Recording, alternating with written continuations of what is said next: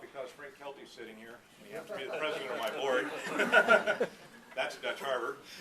And that's about it for what I wanted to say about that report. I did want to, like I mentioned, touch on just a couple of things. What are the challenges for this resource industry? And the main thing is to understand that we are trying, our folks are taking a real long-term view. It's not this year, it's not 3 years, it's not 5 years, but really a long-term view out there. And of course, on an individual company level, I'm sure that they're making decisions on a daily or weekly or monthly basis in terms of what their bottom line is. But overall, it's taking a real long-term view. So what are the kinds of things that are facing us? Well, obviously, there's uncertainty about whether or not and how climate change is going to affect the fishing industry and the distribution of species and the abundance of various fish stocks. And there's a lot of gloom and doom out there right now from the environmental community that the oceans are going to collapse, the Bering Sea is going to collapse, everything's going to go the way of New England, and we won't have any fish stocks. We don't know that for a fact, obviously, and we probably won't know it for a very long time. What we do have is a good science program that monitors what's going on with our fisheries. And that's probably the key piece of how we're going to maintain a sustainable resources, by having that science and be able to adapt to what the science tells us. The issue of ocean acidification, which is because of carbon interaction with seawater, the pH for seawater is changing. That has implications for the very basis of food web, and we don't know what that's going to do, but there's not a heck of a lot we can do about it. It's one of those things where we monitor it and we try and adapt to that. But the biggest challenge to me is the challenge we get from the environmental community.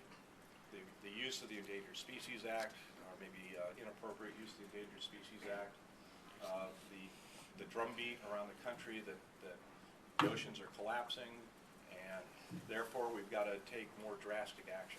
And one of the prime examples of that was this last fall on pollock. The science was telling us pollock stocks are going down. Okay, that's fine. Not what we want, but we understand it. And the scientists came up and they recommended about 800,000 metric tons for pollock. Greenpeace and some of the other environmental groups said, no, because we think that things are going to happen, we have to cut that in half. So we need to cut that industry and that resource availability in half, despite what the science was saying. This is right after they had changed the law so that it would model after how Alaska does things, where you follow the advice of your scientists. But they wanted to ignore that, and they wanted to take us to a political decision. And we had quite a little fight to deal with that.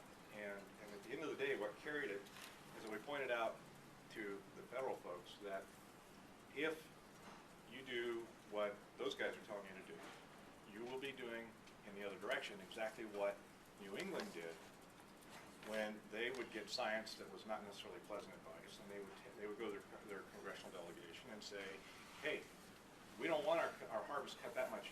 Give us a little bit more this year and we'll make it up next year. And they drove themselves right into the ground, and that was because they went to political science. The same thing was happening with the environmental. They were going to political science instead of being willing to take what the scientists say and live with it. And so we said, look, you want to convert Alaska into New England, go ahead. You make a political decision on the science one time, and you will never have the trust of the fishing industry again. They didn't have a lot of the fishing industries going back and lobbying in DC and saying, no, ignore the science and raise the quota. Just the opposite. We said, okay, fine. And to me, that's the biggest challenge that we're facing, is how we handle that as a state, how we handle that as an industry.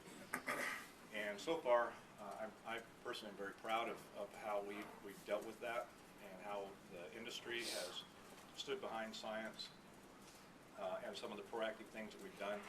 And I'm just going to rattle a few of these off and then I'm done. We have the nation's largest observer program. We require most all the catch to be weighed. We have electronic monitoring on most of the large vessels, so we know where they're fishing. We have bycatch controls, and we're going to go through another one of those this week. to make clean fisheries, and pollock, by the way, is one of the cleanest fisheries, the largest fishery in the country. It's also one of the cleanest fisheries in the country. And we set aside now about 650,000 square nautical miles to either no bottom trawling or no fishing in order to protect habitat from the effects of fisheries, so that we have a good resource base and good production out of what's going on in the ocean. That's 5 times the size of the entire national park system for the United States. And that was all done through a regulatory process, with, with public hearings and all that, and the industry went along with it and actually promoted all of that. And so that's the kind of record that we have up here, and we're fairly proud of that. And hopefully that means that 5.6 billion will be there or more, for the next 10, 20 years. But let's see, that's the fishing industry. So thank you very much. I've rattled on enough, and I appreciate the opportunity to come here. Now, if you all have any questions, and I'm happy to answer.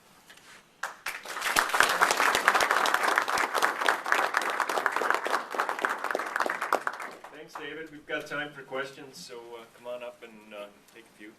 Sir. Yeah, go ahead. You seem to do a great job in alternative energy out there. Could you describe what you're doing with fish oil and power generation? Well, okay. There's the trick question. I don't know a lot about that.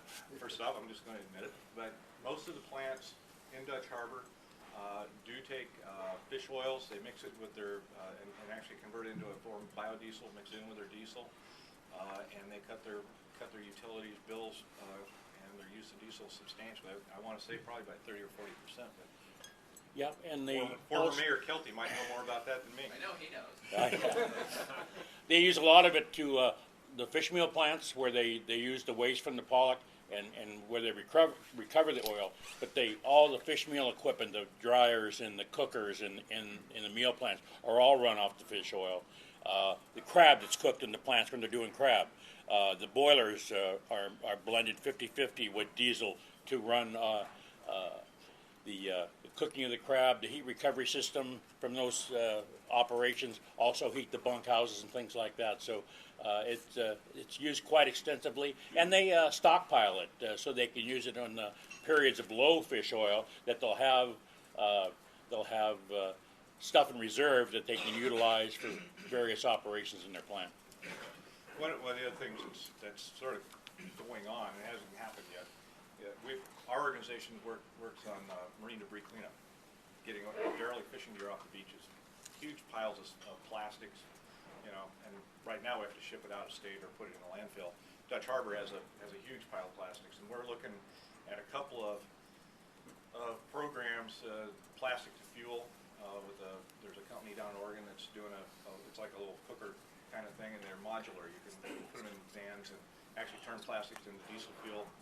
And then another one is shredding it up and putting it in and using it just plastic directly to energy through burning it with a high plasma kind of arrangement, so you don't have air pollution problems. But those are sort of off in the